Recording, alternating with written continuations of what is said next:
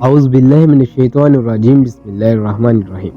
خواتین و حضرات، ابو بکر آفیشل وائس میں خوش آمدید کہتے ہیں۔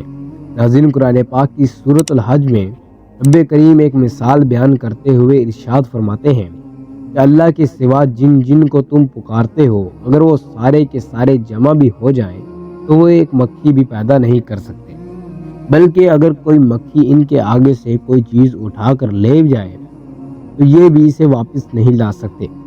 ناظرین، مکھی بنانا تو خیر بہت دور کی بات ہے، لیکن چیلنج کا دوسرا حصہ کافی دلچسپ نظر آتا ہے۔ یعنی کوئی مکھی اگر ان کے سامنے سے کسی چیز کو اٹھا کر لے بھاگے تو یہ سب مل کر بھی اس چیز کو واپس نہیں لا سکتے، اور آپ یہ جان کر حیران رہ جائیں گے کہ واقعی ایسا ناممکن ہے۔ خواتین و حضرات، شاید آپ کے علم میں یہ بات نہ ہو، مکھی خوراک کو اپنے منہ میں ڈالنے سے پہلے ہی ہضم کرنا شروع کر دیتی ہے۔ بھلا کیسے؟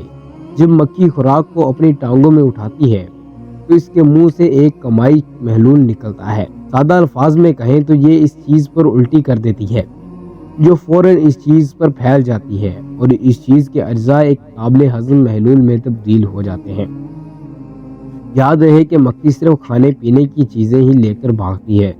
اس پیچیدہ کیمیائی عمل کے بعد کہ اپنی خوراک کو چوسے، تب وہ اپنے منہ سے ایک ٹیوب نکلتی ہے جو کہ ویکیوم کلینر کی طرح جوڑی ہوتی ہے، اور اس ٹیوب سے وہ اس چیز کو چوس لیتی ہے۔ اور دیکھو، اگر مکھی کسی بھی چیز کو چند ہی لمحوں میں کسی اور چیز میں تبدیل کرنے کی صلاحیت رکھتی ہے، جیسا آج تک دنیا کی جدید ترین لیبارٹریز اور سارے سائنسدان مل کر بھی اپنی اصل حالت میں واپس نہیں لا سکے۔ اور اللہ رب العزت نے 1400 سال پہلے ہی کہہ دیا تھا کہ مکھی اگر ان کے سامنے سے کوئی چیز لے کر بھاگے تو یہ سب مل کر بھی اسے واپس نہیں لا سکتے۔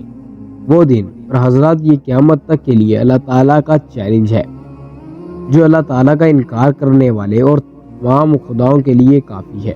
اللہ تعالیٰ ہمیں قرآن پاک کو سمجھ کر پڑھنے کی توفیق عطا فرمائے، آمین ثم آمین۔ اسی کے ساتھ ان دعاؤں کے ساتھ ویڈیو کا اختتام کرتے ہیں، اور حضرات ایک نئی ویڈیوز کے ساتھ دوبارہ ملاقات ہوگی۔ اپنے دوستوں اور گرد و نواح کے تمام دوستوں کا بہت سارا خیال رکھیے گا۔ اللہ حافظ۔